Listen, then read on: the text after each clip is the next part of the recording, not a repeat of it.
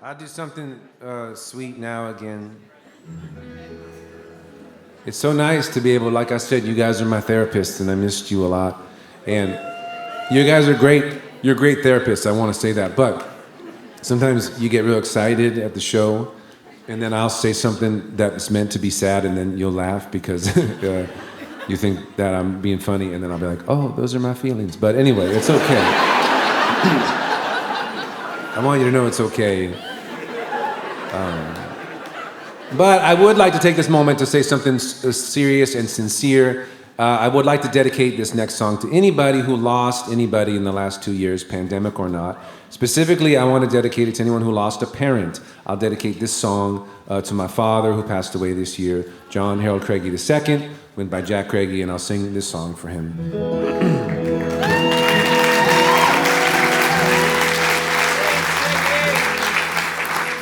This is a song that he helped me write. He was not a songwriter, but he was a man of intellect and knowledge, and he knew the guy in this song. This song is called Michael Collins. Yeah.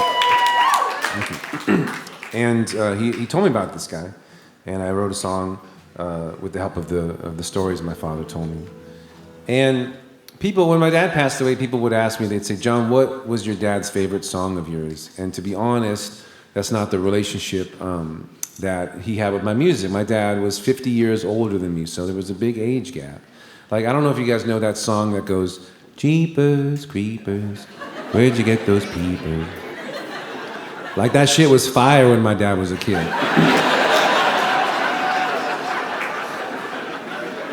So, you know, the music I was doing was different. But he liked the music in general. He would come to the shows in Los Angeles, that's where he lived. And he liked the music. He liked when people would laugh at my stories, but he really liked it when people didn't laugh, when I would bomb. He loved that. Because he's a dad, and dads bomb, you know, that's part of being a dad. And I'd bomb after the show. He'd find me, he'd like, see, it's not that easy, John. I'd be like, I know, Dad. And he'd say, look, do you want one of my jokes? You can have one. I'd say, no, Dad, I got this. He'd say, listen, the next time you bomb, you just tell the audience you ordered the fish just for the halibut.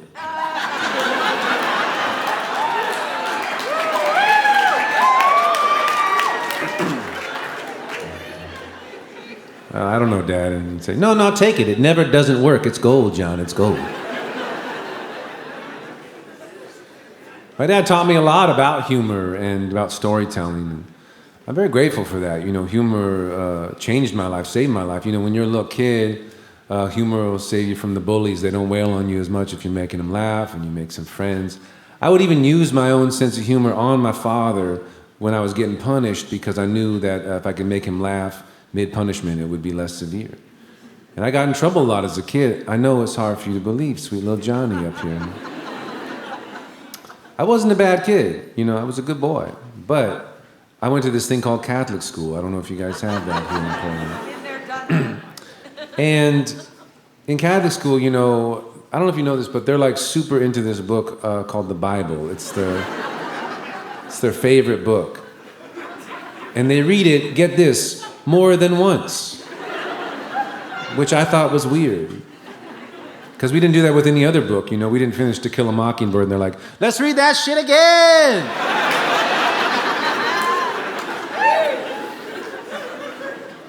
So by second grade, like, I got the gist. I knew the stories, man, so I would zone out. My teacher would call on me. She'd be like, Craigie, hey, wake up. What story are we on? And I'd have to access that 2% of my brain that was listening. I would usually tell her, like, you know, my paraphrase of the story, and I'd get in trouble. This particular time, she sent home a note to my dad. My dad was reading the note, and I was in trouble. And he said, John, what did you say? And I said, I told her it was the Thursday thing. He said, what's the Thursday thing? I said, well, I told her it was a Thursday, and Jesus was hanging out with his homies. And they were like, when he was like, do you guys want to go out for a Last Supper? And they were like, Last Supper, what's wrong? He's like, I mean regular supper, everything's chill, don't stress.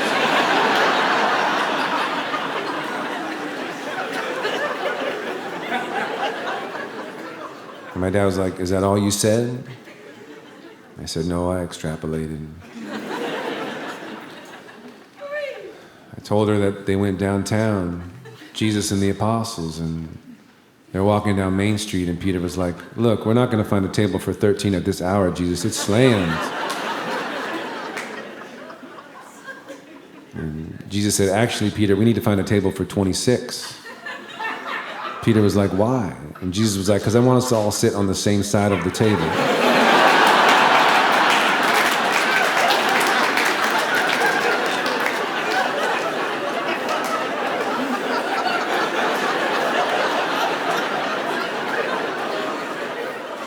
Peter was like, wait, why would we do that? And Jesus was like, because if someone paints us, I want us all facing the same way. It's a big night for me, Pete, come on.